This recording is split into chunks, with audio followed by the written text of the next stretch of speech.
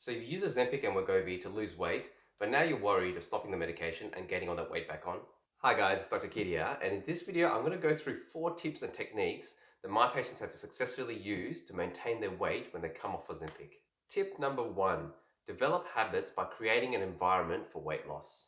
Developing long-term habits is a key element of maintaining weight loss, not only after following the cessation of Ozempic, but for anyone who wants to maintain weight loss in the long term. Now we all know changing habits are very difficult, but one key principle I found that's been very helpful is actually from a book known as The Atomic Habits by James Clear. In this book, he talks about creating the right environment for habit change. In his book, he tells us to change our habits.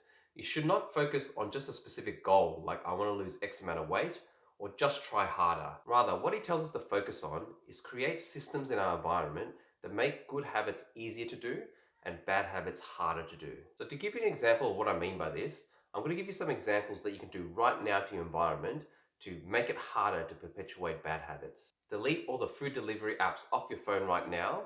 This way it'll make it much harder for you to order takeaway because you have to reinstall the applications again. Turn your TV off at the wall switch and leave your remote really far away from your couch. This will just add that extra few steps that you'll need to do if you want to go binge on the couch and watch Netflix. Better still, just cancel your Netflix subscription altogether.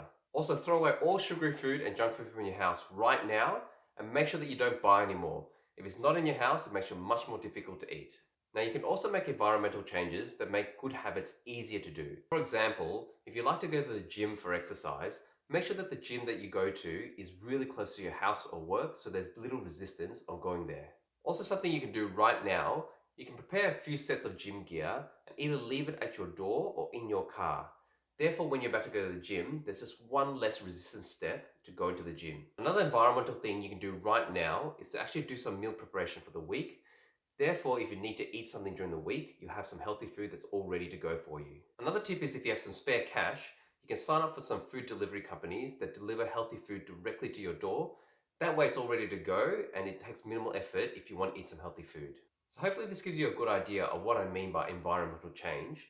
If you can think of any other environmental changes that are helpful for weight loss, leave it in the comments below so other people can benefit as well. Tip number 2, eat more slowly. There was a massive study done in Japan on about 60,000 people on the effect of eating speed on weight loss. What they found were that people that ate more slowly were less likely to gain weight, while the people that ate more quickly gained weight more quickly. How this works is not completely understood, but it's thought that if you eat slowly, you allow time for our satiety hormones to kick in and tell us that we're full before we consume too much food. One example of these hormones is leptin, which is a hormone that's released from our fat cells.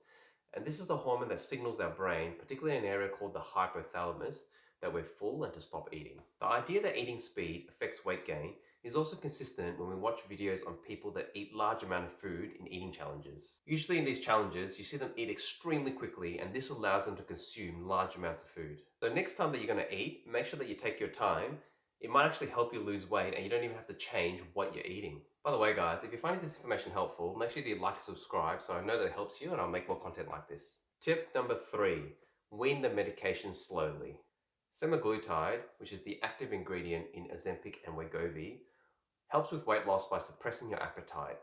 It does this by mimicking a hormone known as the GLP-1 hormone, which is a hormone that helps tell our body that it's full. For some patients, if you suddenly come off the medication after a high dose, it may result in a large return of appetite. One way to smooth the transition is to wean the medication slowly.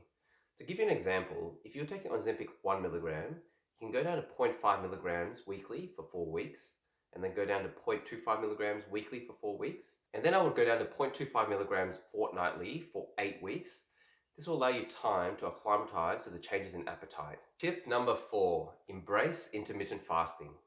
Intermittent fasting, broadly speaking, refers to any diet where a person voluntarily partakes in periods of eating separated by periods of fasting. There are many methods of intermittent fasting described, but some of the more popular methods include the 16 and 8 method, where every single day you fast for 16 hours of the day and you eat 8 hours of the day. Another method that's commonly described is the 5 and 2 method.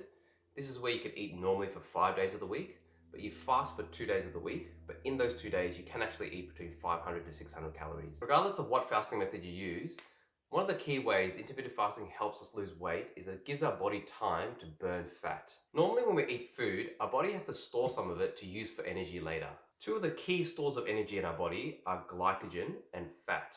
Glycogen is made up of sugar and glucose that we eat in our diet, and it's usually stored in the liver.